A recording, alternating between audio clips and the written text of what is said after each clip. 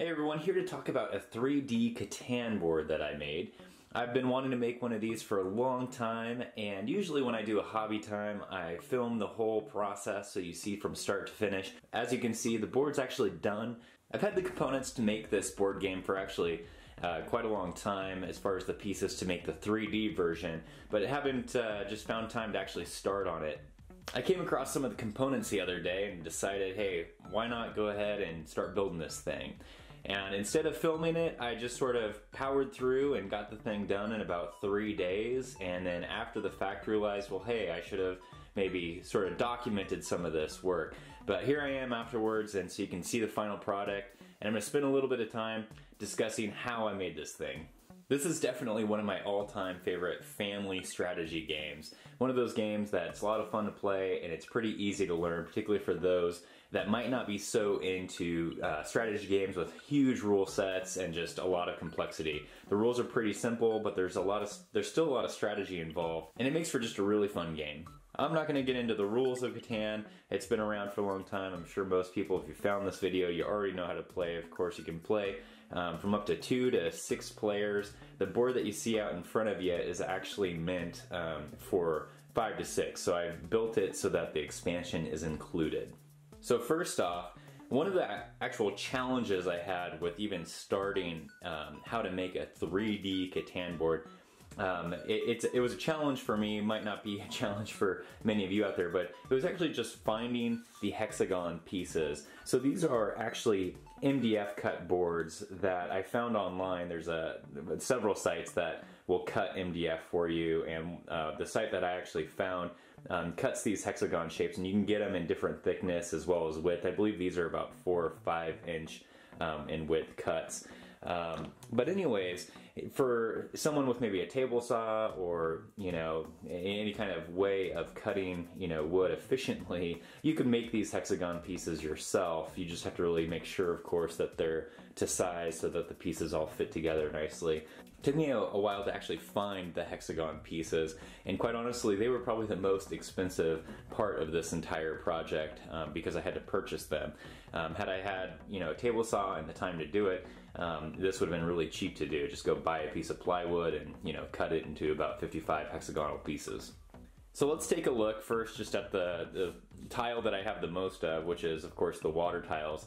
Now, I don't have any of the other components to the actual game out right now. You're just seeing the stuff that I built. Of course, the pieces of Catan fit nicely on this board. I actually do want to make some nice 3D sort of houses and cities. I'll show you actually what I have that I'm going to probably use for that. I just have not built them yet. So anyways, the water tile we'll take a look at first. Now, the water tile, obviously, you know, you're just painting water on a piece of wood, and what I actually do is I lay an epoxy resin down on top of it to give it that nice glossy look. It also gives it kind of a nice hard texture too to protect the paint. Now, I'm not an artist or a painter by any means, but the way that I typically do a water effect, you can actually see in one of my other videos. It's the Dark Seas board that I made for larger scale gaming, wargaming.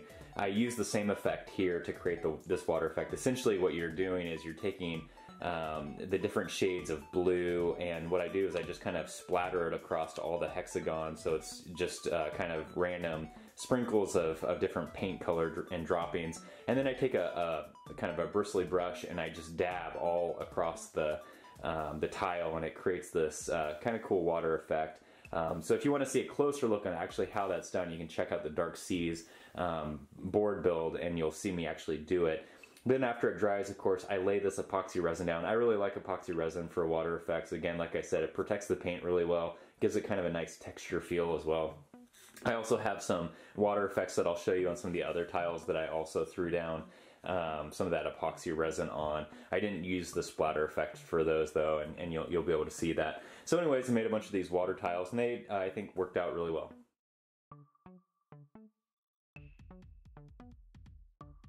Okay, so let's take a look at one of the next tiles that I made, and probably the next easiest one is actually sheep here. And of course I don't actually have sheep on there. I contemplated putting like little balls of white cotton on there to kind of simulate little sheep on the hills and stuff, but thought it would look maybe a little bit silly, so didn't do that. So instead, what we got here is essentially just some hills that I made.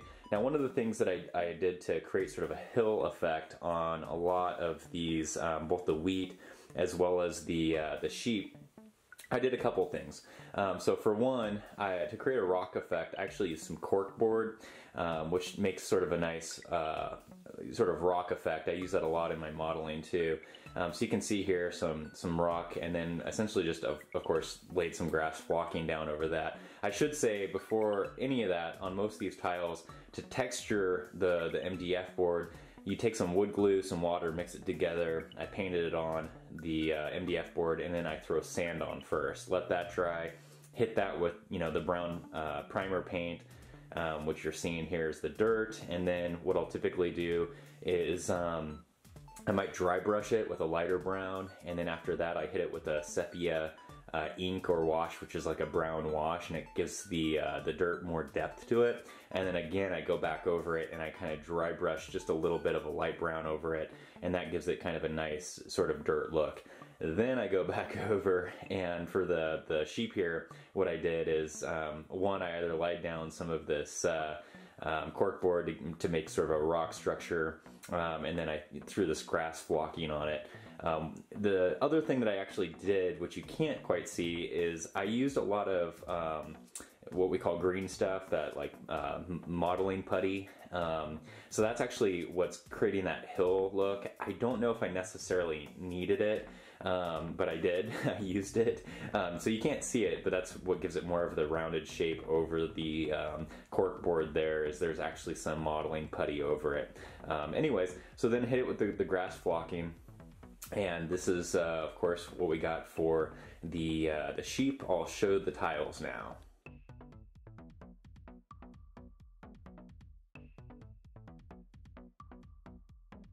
Okay, so then to take a look at the next tile, we'll look at the wheat. And the wheat, similar process to how I completed the sheep. Again, pretty simple here.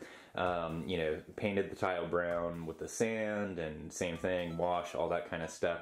You can see I actually threw some pebbles on some of the wheat fields. Again, just little rocks, but actually painted over them and then washed them in sort of a light black ink. Also have some bushes on some of those. Same thing, you can kind of see there's sort of a hill. I created some hills. That again is actually modeling putty. And again, I'd say I don't know if you necessarily need that. Modeling putty can be kind of expensive, particularly when you're using it just to create sort of lumps of balls under flocking. There's probably a more effective way of doing that. Again, one of those things that if I was to do this again next time, I'd do it differently likely. It still worked though, it worked well. The nice thing about using something like a modeling putty is it's light, and it can kind of create depth without having to pile stuff on, make it really heavy. When I go over to show you the sort of the rocks and ore, I use that a lot to make the tile light. So one of the other things I wanted to point out with the grass fields or the sheep and the wheat is that, you know, for a board game, I really wanted to make sure that the flocking wouldn't just come off. Same with like the little bushes and things like that. Because, you know, flocking, you typically put it down with, again, some wood glue mixed with water, and you kind of paint that onto the areas that you're wanting the flocking to go, and then you know, just kind of lay the flocking on it, and it'll dry to it, and it sticks decently. But, you know, if you have lumps of it like we do here to really kind of simulate a wheat field or hills or something like that, it might not stick enough. And so I did a few things to really make sure they would stick. So for one, for the wheat fields and the sheep, after they dried with the glue, I hit it with a flat sort of sealer spray. Again, you can get those at, like, you know, Home Depot or wherever, just in a spray can. It's, again, it just kind of seal the paint in on, you know, when you're modeling and that kind of stuff. So that's what I did here, is I hit it with this just clear spray, flat, and I just drenched it in it so that it soaked all the wheat, it soaked all the grass flocking, and then it kind of gave it a nice sort of hard texture to it. So, you know, it still looks like the flocking, but it's not coming off. Like, you know, if I shake it, drop it, all that kind of stuff, it's going to stick there, which is really important, particularly when you're playing a board game and stuff. Of course, I actually clear spray everything. The only thing I don't clear spray is the water tiles, because of course there's an epoxy resin on it already, and so there's no point on hitting it with a flat clear spray. And if you hit with like a matte or a flat clear spray on top of an epoxy, that's going to give it a cloud effect, and it's going to take some of that water effect out. In fact, I'll show you some of these other tiles that have water on it that did get hit with a flat spray, and I mean, they look okay, but they don't look as good as these.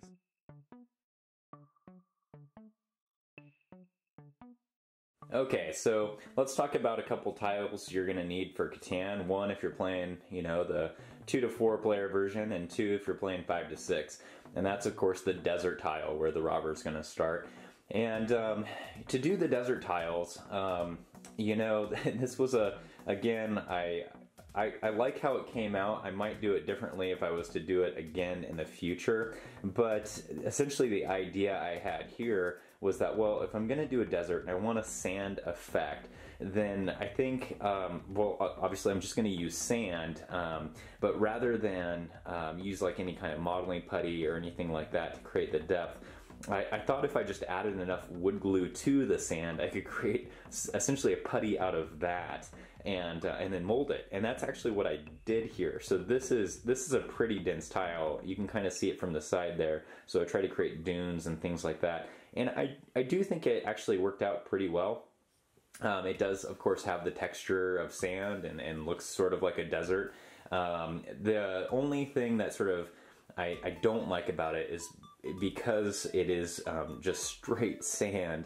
The sides are kind of rigid, and you know, even when you think about scaling and things like that, even though it's, you know, fine grains of sand, they still are a little bit too large to look like, you know, they make sense to scale in a tile like this. Like the sand grains are almost a little bit too big, right? So even though it is actual sand, you know, when you think about scaling size and stuff, the sand kind of looks like large rocks when you look at a tile.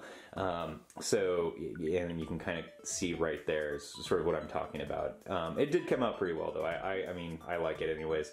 And you can see I added a little water effect here, and like I said, I did the water effects on the tiles a little bit differently than the actual water tiles. So what I did here is I painted sort of just a little bit of blue down in this little crevice, and then I again filled it up with that epoxy resin that I actually in this case tinted with a blue ink just to give it a more blue depth. The nice thing about the epoxy resin for filling in little ponds and things like that is, you know, it's going to give sort of a nice little wet look to the sides of the bank to make it look like, you know, there's wet sand and stuff, which is kind of cool. So, and again, put bushes on here, and the bushes, you know, I hit with that flat clear spray like I was talking about, and so they're, you know, on there pretty good. Of course I glued them on as well, but, you know, again, hit them with a spray afterwards just to seal them down. So anyways, got 2 of these sand tiles. They were pretty easy to do, of course, you know, painting them, hit them with like a dark sort of yellow, and then just kind of worked my way up with lighter yellows, dry brushing those on to give sort of a sand effect.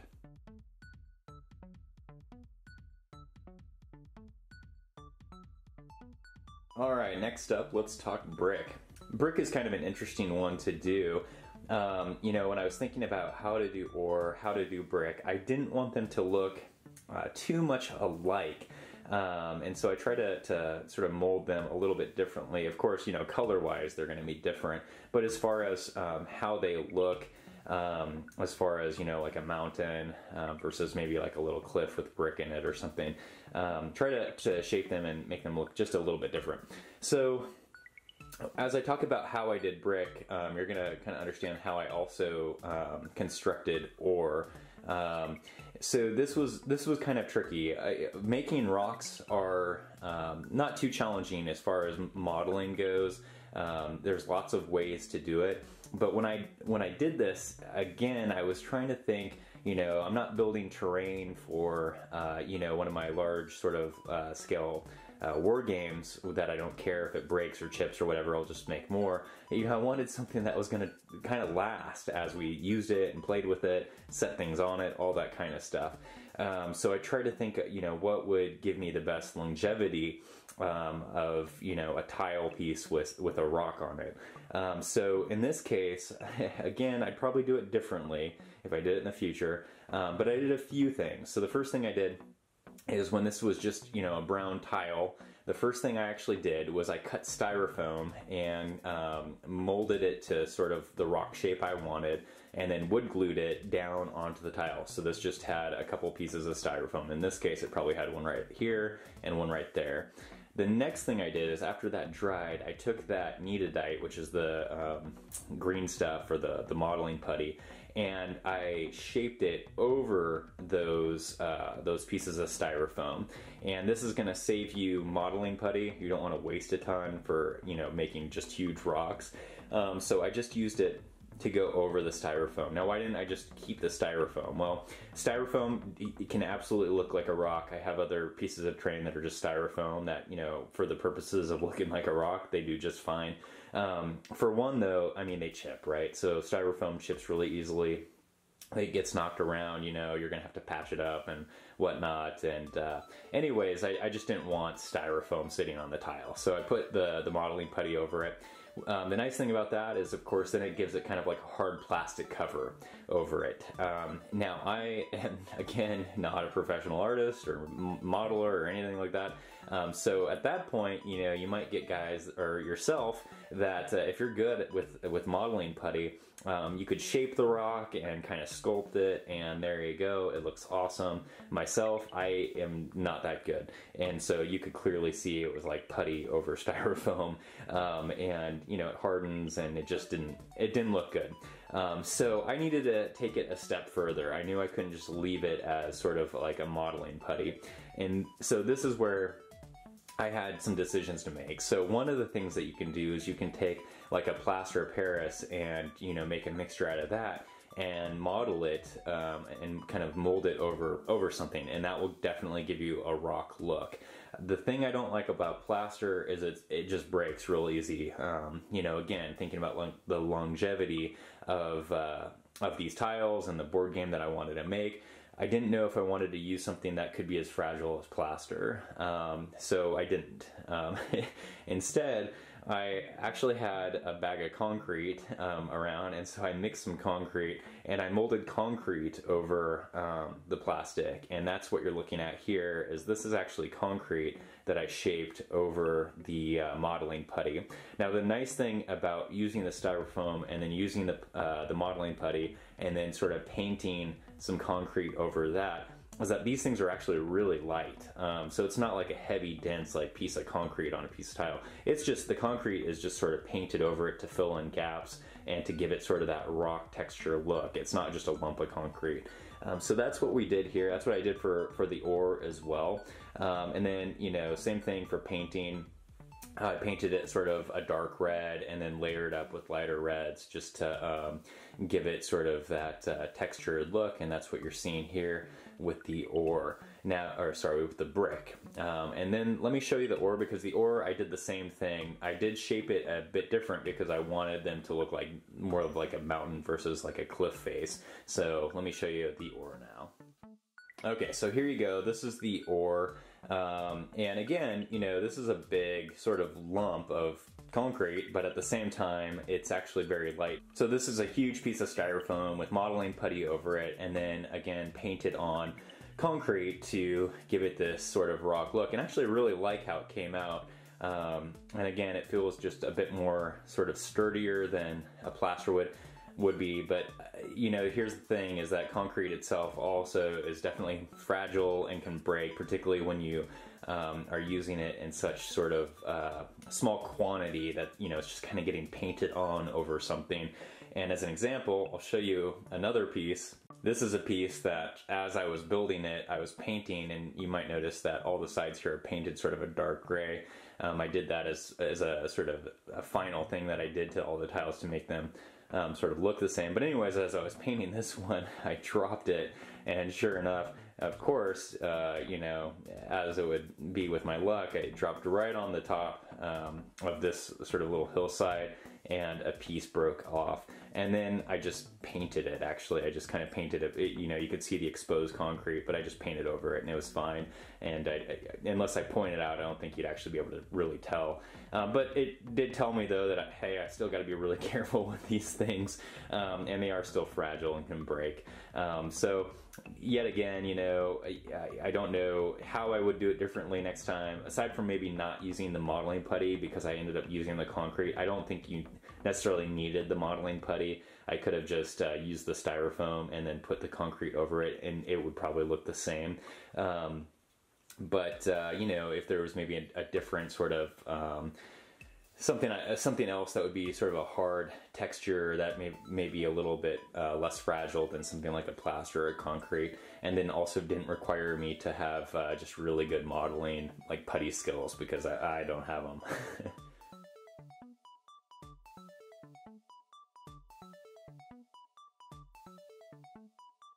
All right, so in last but not least, of course, the lumber, the trees. And I saved this one for last because this one definitely was the one I really had a problem solve. And of course, you might be thinking, well, I mean, they're just trees. I mean, of course, you can get modeling trees like anywhere. They have like little branches and flocking and all that kind of stuff. And, you know, they're easy to make. Yes, that's true, but like, for a Catan, like you're making a Catan board, one of the things you're kind of trying to think about is like scaling, right? And so they don't really make trees so small like that you can make a little forest out of them, you know, going to your hobby shop. And so what I did is I used those materials, but you know, I was trying to think, well, one, like how can I get a good effect to make a forest, to make something look like a forest, while at the same time, how can I make this thing so that the flocking doesn't just go everywhere? Because, you know, that's one of the things about like the tree flocking is it's sort of those thick, you know, pieces, those lumps of green, you know, flocking. And I use them for, you know, again, making terrain for other hobby kind of projects and stuff. And they do tend to just kind of come off and, you know, they fall off. You have to reapply here and there and whatnot. And I didn't have to really worry about that with this game. I wanted them to be very secure and to sit in place and not have to really worry about them falling off over time. So I had to sort of problem solve that, and you know, again, might do it differently. Other people might have better ideas. I'd love to hear, actually. But this ended up working out, and I think it actually gave a decent effect, and it's definitely sturdy, and I think will last. But anyways, let me tell you how I did it. So again, your basic tile here, I've already explained how to do the tiles. One of the things I did though from the beginning is, again, when it was just a bare tile, I took that modeling putty and I laid a flat piece down essentially in the center where you see the trees. Then what I did is I took those fake trees that you do get from the hobby store. They have tiny little branches, right? So I broke all those branches down. So you can see sort of the actual trees themselves in there. Those are just the end branches of hobby trees, so plastic hobby trees. I took those branches and I stuck them down into the modeling putty to let them sort of harden and apply into the putty.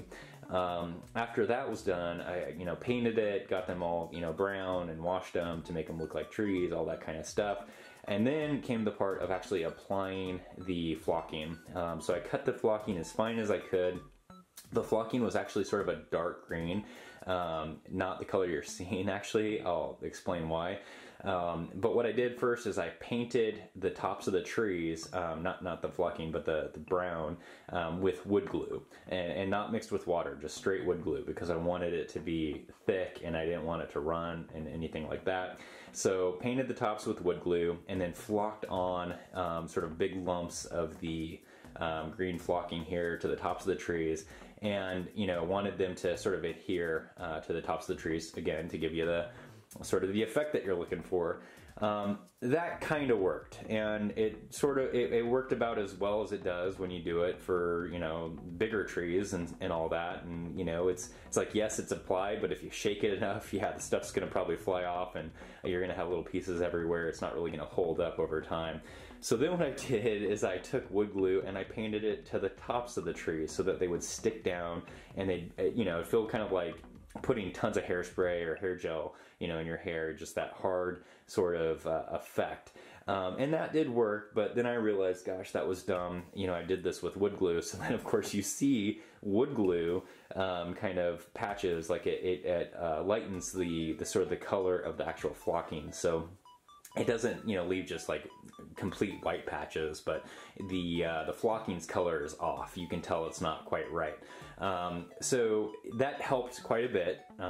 Definitely helped quite a bit. It definitely hardened everything up a bit. But then what I did, and this actually really did help, and I've never done this before, is I actually painted the flocking. I painted the flocking green. I just took kind of gobs of dark green and just painted it over all the flocking, which is the color you're actually seeing now. The original color was just a little bit darker than what you're seeing on the side there as the bushes. So you can tell it is quite a bit different than probably what it was before. And that actually worked quite well. I was surprised by that. So it was kind of a new hobby technique that I'd never tried and I'll probably use in the future. It was painting over the flocking, and that definitely hardened it up. I did then hit it with a clear spray a ton, and so here you go. I mean, now it's like just really secure onto those trees and gives you that nice forest effect. I mentioned that there's some water features on some of these other tiles as well, and here you can see one. And again, I did it similar to what you saw on that desert tile, but because I hit this with so much of that clear spray, you can see, you might be able to see it's a little bit cloudy. It has a little bit of a cloudy effect over the epoxy, and so it's just not quite as nice as what you're seeing on some of the other water features. But anyways, that's how I made the lumber tiles, and again, it was sort of a little bit more complicated than I expected, but I think it ended up working out. And you can definitely, I think you can tell that they're lumber, and the scaling is, you know, it's going to be a little bit off because it's a board game, but at least it makes kind of sense. They're not like huge trees on a tile.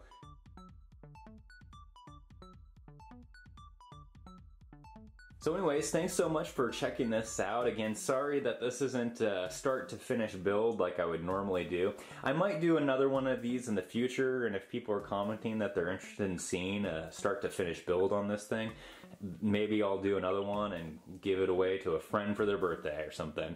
But anyways, it was a lot of fun to build. It actually wasn't too complicated. I'm sure a lot of you that are watching this are probably have fine hobby skills and could accomplish this in a solid weekend. But anyways, I think it will really enhance my games of Catan. I look forward to breaking it out with the family. And anyways, thanks for watching. And if you haven't subscribed, hit the button below. If you like this video, hit the like button. Thanks.